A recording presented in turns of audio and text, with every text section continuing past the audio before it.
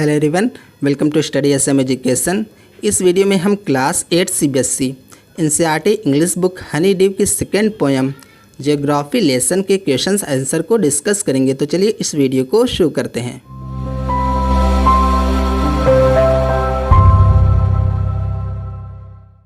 हमारा first question है, find 3 or 4 phrases in stanzas 1 and 2 which are likely to occur in a geography lesson।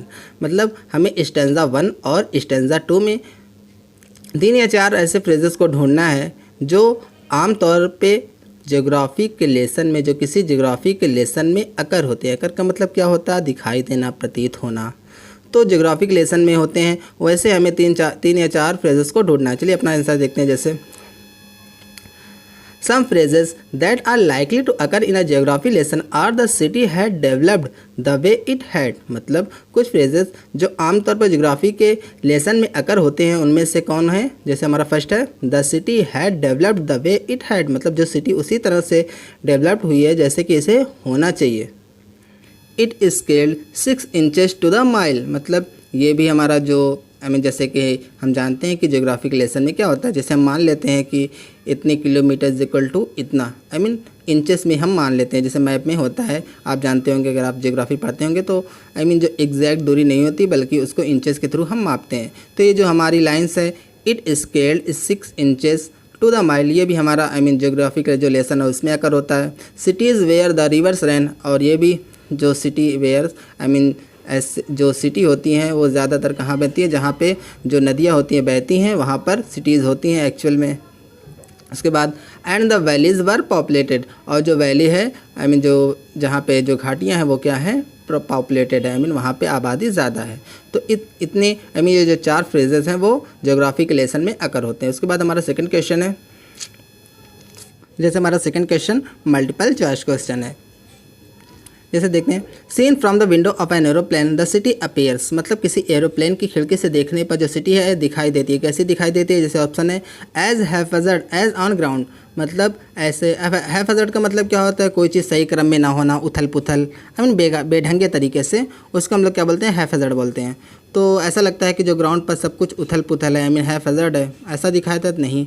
जो हमारा second option है, as neat as a map. मतलब ऐसे इतनी साफ दिखाई देती है जैसे कोई मैप है। तो मैप की तरह दिखाई देती है साफ? नहीं, ये भी नहीं है।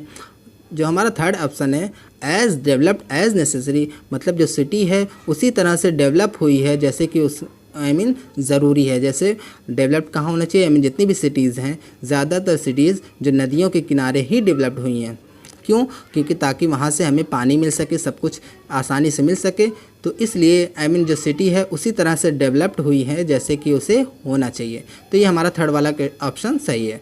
उसके बाद हमारा थर्ड क्वेश्चन है, अब यहाँ पे जो थर्ड वाला क्वेश्चन है वो इसमें बहुत से स्टेटमेंट्स ट्रू हैं और फॉल्स भी हैं। जैसे चलिए देखते हैं third question, which of the following statements are examples of the logic of geography. मतलब जो फॉलोइंग स्टेटमेंट्स यहाँ पे दिया गया है, कथन दिया गया है, उसमें कौन कौन से ऐसे एग्जांपल्स हैं जो लॉजिक ऑफ जियोग्राफी को फॉलो करते हैं। तो हमारा जैसे ऑप्शन अगर हम देखें, यहाँ पे अगर आंसर ही देख लें सबसे पहले, तो क्या है? फर्स्ट, थर्ड एंड फोर्थ, ये चारों आंसर करेक्ट हैं। लेकिन चलिए देखते हैं कौन कौन से करेक्ट हैं। There are cities where there are rivers. मतलब जो सिटीज़ वहीं है जहाँ पे रिवर्स है। तो ये लॉजिक ऑफ जियोग्राफी है? यस, ये है। जैसे यहाँ की हम देख सकते हैं कि फर्स्ट वाला हमारा ऑप्शन है, सही है। तो ये हमारा फर्स्ट, तो ये हो गया। उसके बाद हमारा सेकंड क्या है? Cities appear as they are not from 6 miles above the ground. मतलब सिटी ऐसे दिखाई देती है जैसे मानो वो ग्राउंड से 6 माइल की दूरी पर ही ना हो। तो ये हमारा ऑप्शन है नहीं, ये लॉजिक ऑफ जियोग्राफी है ही नहीं, क्योंकि ऐसा लगता है कि बहुत दूर है। साफ दिखाई देता है कि हाँ ये दूर है। उसके बाद हमारा थर्ड ऑप्शन क्या है जो लॉजिक ऑफ जियोग्राफी को शो करता है? जैसे it is easy to understand why valleys are populated. तो ये लॉजिक ऑफ जियोग्राफी है। उसके बाद हमारा फोर्थ ऑप्शन है, it is difficult to understand why humans hate and kill one another.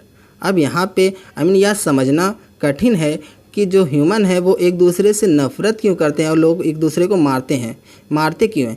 तो क्या ये जो ऑप्शन है फोर्थ वाला, जैसा कि यहाँ पे दिया है, करेक्ट दिया है कि यहाँ पे हमारा फर्स्ट, थर्ड और fourth are the correct answer, I mean correct statements. तो क्या हमारा जो फोर्थ वाला ऑप्शन है वो लॉजिक ऑफ ज्योग्राफी को शो कर रहा है? नहीं, बिल्कुल भी नहीं शो कर रहा है। ये जो हमारा फोर्थ ऑप्शन है वो किसी मोरल, आई मीन जो मोरल हमारा कोई सजेशन हो, ये चीज़ आई मीन जो नैतिक कर्तव्य है हमारा उसको शो कर रहा है, उसके एग्जाम्पल को शो कर रहा है, मोरल और आई मीन कह सकते हैं कि मोरल लॉजिक को शो कर रहा है, ना कि ज्योग्राफी लॉजिक को।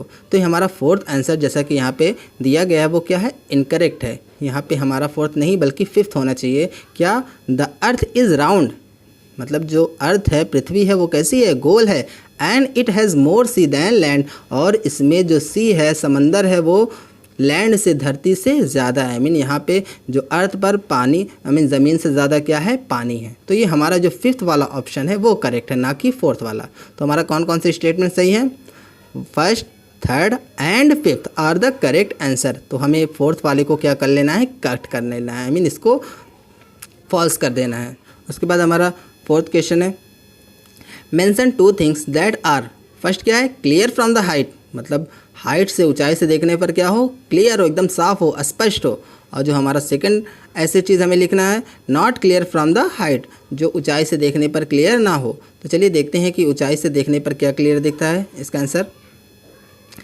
जैसे फर्स्ट आंसर है, फर्स्ट का फ्रॉम द हाइट, ऊंचाई से, it was clear why the country had cities where the rivers ran and the valleys were populated, मतलब ऊंचाई से देखने पर ये साफ हो जाता है, ये स्पष्ट हो जाता है कि जो कंट्रीज़ हैं वो रिवर्स के पास, आई मीन जहाँ पे रिवर्स है वहीं क्यों है, और जो वैलीज़ हैं वहाँ पर पॉपुलेटेड, आई मीन वहाँ पर जनसंख्या है वो ज़्यादा क्यों बढ़ी।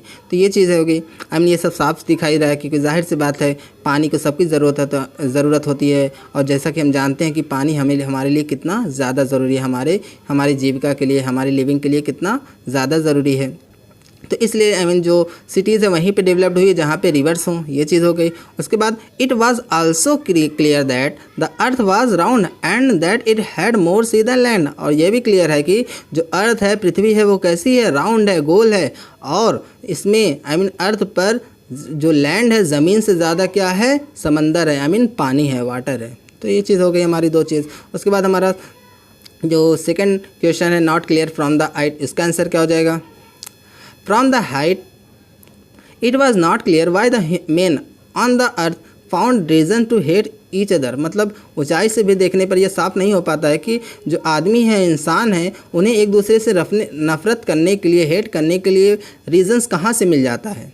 आई मीन पृथ्वी पर जितने भी इंसान हैं एक दूसरे से आई मीन किस वजह से झगड़ते हैं, किस वजह से लड़ते हैं, ये चीज़ क्लियर नहीं हो पा रही ऊंचाई से देखने पर भी। It was also not understandable why man had to build walls across cities and why they had to kill, और ये भी नहीं आई मीन क्लियर नहीं हो पा रहा है कि आई मीन ये भी नहीं समझा जा सकता है कि इंसान जो है एक अपने बीच जो दीवार क्यों पैदा करते हैं, आई मीन जो सिटीज़ हैं उनके बीच दीवार क्यों लगाते हैं, और लोग एक दूसरे को मारते क्यों हैं। जैसा कि क्या होता है, दीवार कहने का मतलब क्या होता है? जो बॉर्डर होता है, आई मीन ये कि जो एक कंट्री की जो सीमा को आई मीन जो उसके की सीमा कितनी है, तो उसको जो डिसाइड करता है, जो इनके बीच लकीर होती है, दीवार होती है, तो वो क्या करते हैं बॉर्डर पे, आई मीन जैसा कि हम जानते हैं कि सैनिक होते हैं, तैनात होते हैं, और एक दूसरे को अगर हम कह सकें तो आई मीन मारते हैं, झगड़ते हैं, लड़ाई करते हैं, एक दूसरे को किल करते हैं। तो इस तरह से ये भी चीज़ ऊंचाई से देखने पर साफ नहीं हो पाती है। सो बच्चों, इस तरह से आपकी एनसीईआरटी बुक के जितने भी क्वेश्चंस थे उनके आंसर कंप्लीट हुए। होप आपको इन क्वेश्चंस के आंसर अच्छी तरीके से समझ में आए होंगे। फिर भी आपको कोई डाउट है, कोई प्रॉब्लम है, तो आप मुझे कमेंट सेक्शन में भी पूछ सकते हैं।